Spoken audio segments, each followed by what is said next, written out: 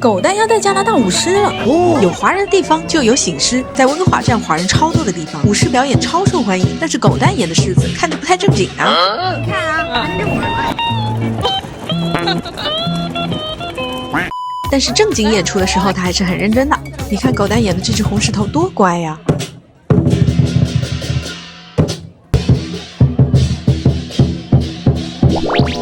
由于狮子们太可爱了，大家争着给红包，狮子变成了招财猫。给红包，给红包，给红包。结果狮子忘了拿红包，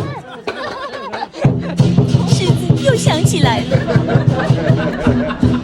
收红包收到手抽筋，这只手啊，在舞的时候都酸了。红包多到往下掉。你看你掉了这么多。祝大家龙年财运挡不住，赚钱多到想要吐。